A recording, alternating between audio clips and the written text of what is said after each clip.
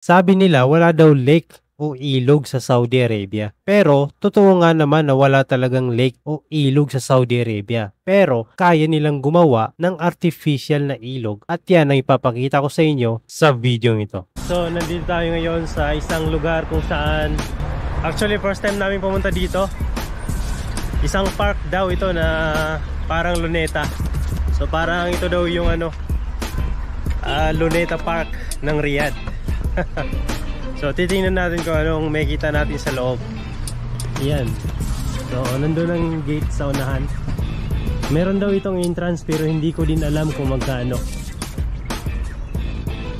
Titingnan natin kung magkano. Ayun, so ito yung gate guys. Papasok dito sa Salam Park. So ang tawag pala dito ay Salam Park. So, nakapila kami ngayon guys para bumili ng ticket. So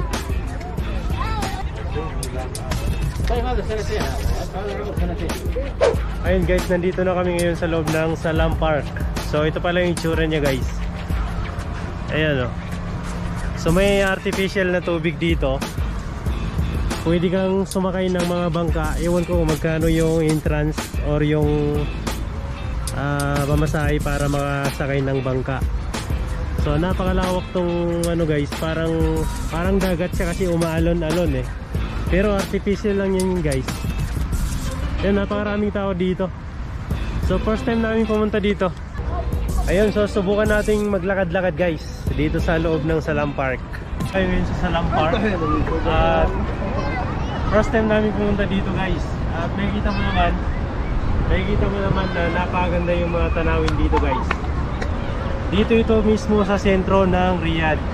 Dito sa King Fahd Road. Yung King Fahd Road ay nandyan lang guys sa kabila. So dati nung hindi ko pa alam ito, akala ko pang government lang siya. Pero yun pala, isa pala itong public park para sa mga gustong pumunta dito.